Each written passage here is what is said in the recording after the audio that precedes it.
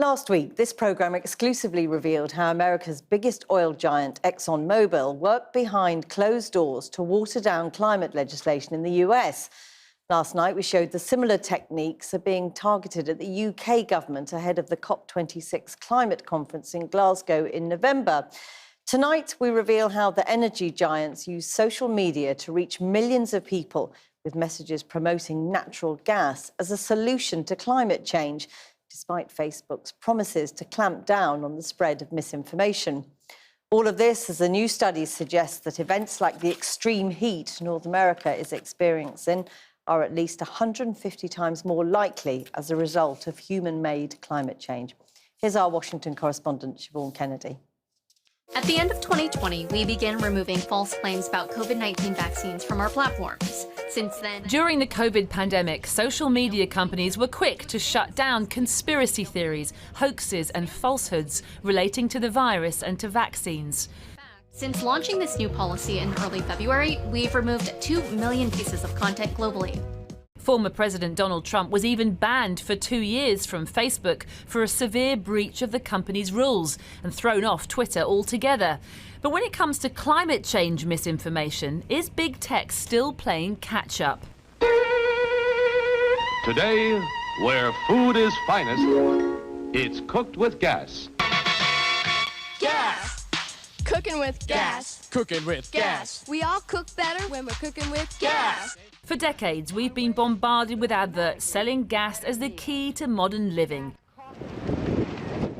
But it's that same so-called modern living that is wreaking havoc with our climate. And yet, in 2021, ads like these are being targeted at young people on Facebook.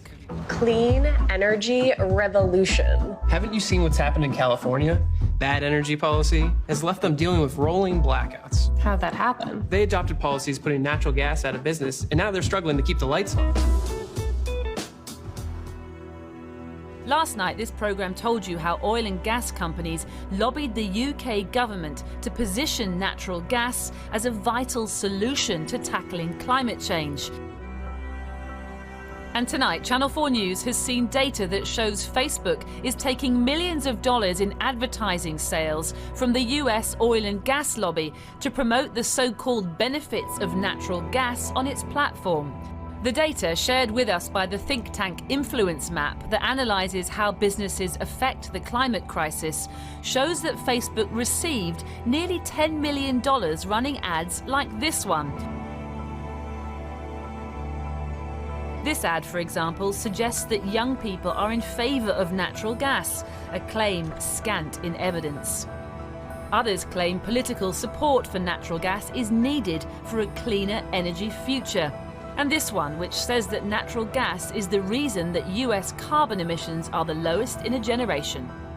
When you also look at the term low carbon, it's important to remember that it's being used to describe gas in comparison to coal. They're taking scientific statements that have a degree of truth and manipulating them to kind of promote their own interests, which is a continued use of fossil fuels in this case.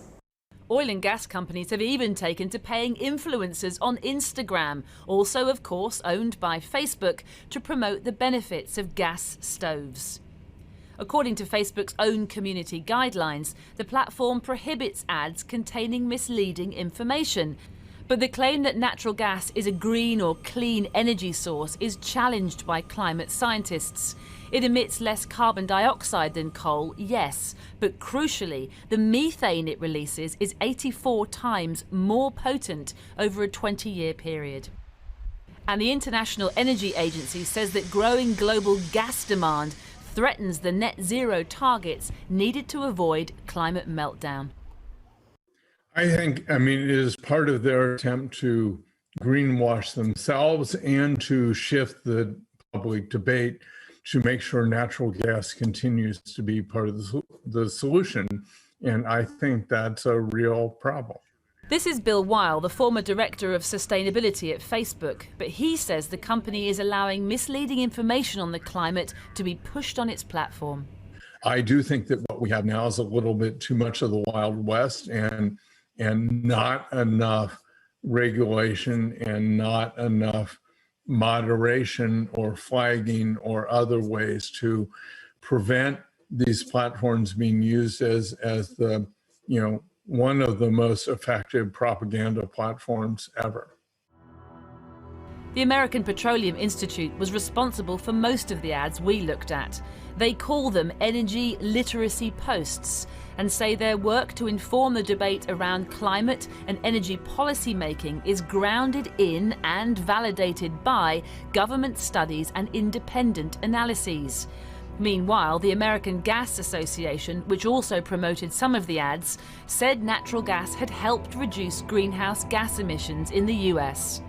With young people as the target for many of these ads, I decided to go and talk to some of them to gauge their reaction to the claims.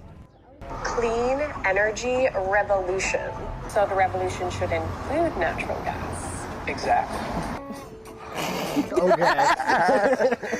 Okay.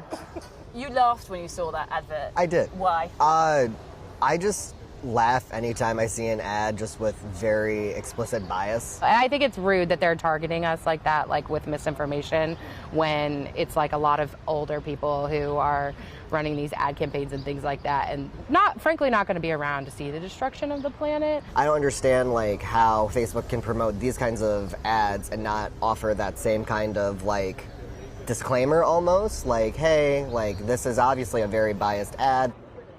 They care about the environment, but I think they care about making money, like everybody. So I think there should be a possibility to listen to both sides. So if there's one advert that's seeming to be pro-fossil fuels, there should be an advert equally... Yeah, there should be, I think. Should Facebook allow those types of adverts to be aired on their platform? Those ads, what they're proposing, are not consistent at all with what we need to do to decarbonize, at the pace we need to go. In a statement, Facebook told us, "We reject ads when one of our independent fact-checking partners rates them as false or misleading and take action against pages, groups, accounts and websites that repeatedly share content rated false. We also connect 300,000 people a day to reliable information through our Climate Science Information Centre." For oil and gas companies, natural gas offers them an opportunity to continue to extract and to profit from the Earth's fossil fuels.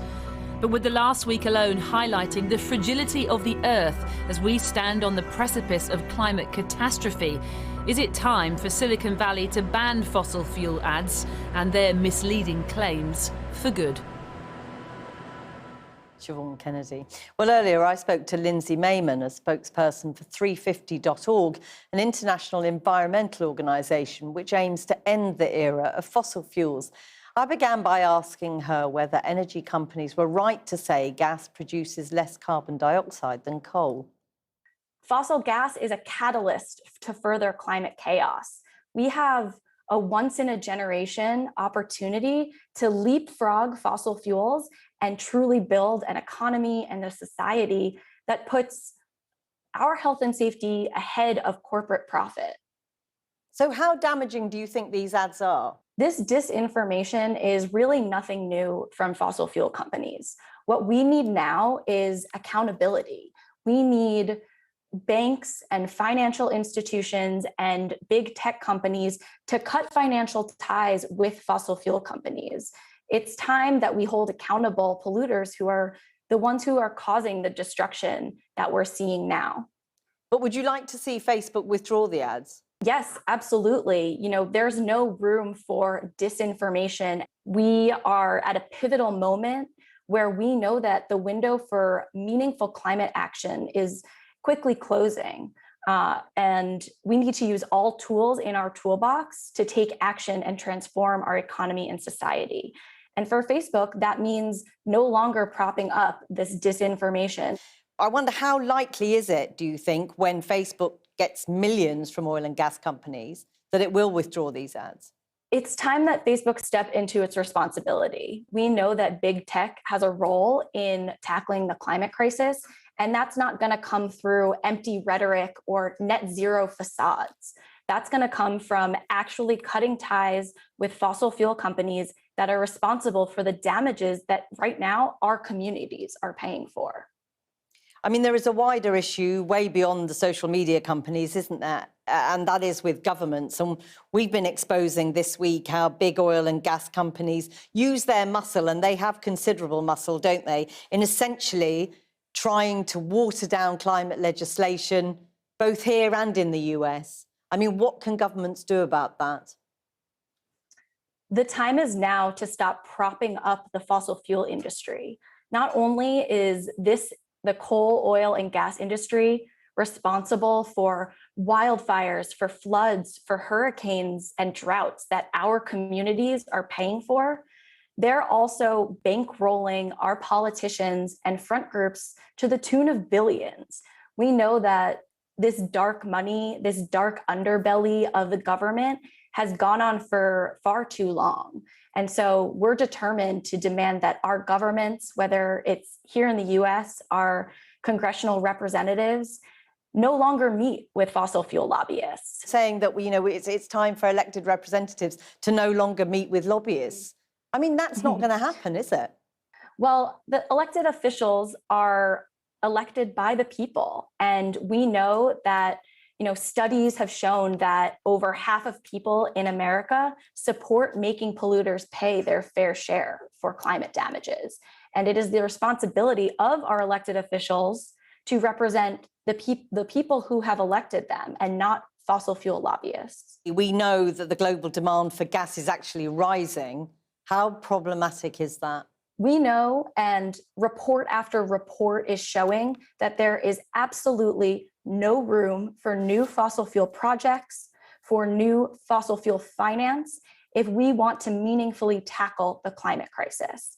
As I mentioned, we have a once-in-a-generation opportunity to transform our society and economy and actually make polluters pay for their destruction. And so instead of propping up coal, oil, and gas, these fuels of the past, our government has the opportunity to really guide this transformation. Lindsay Myman, thank you very much for talking to us today.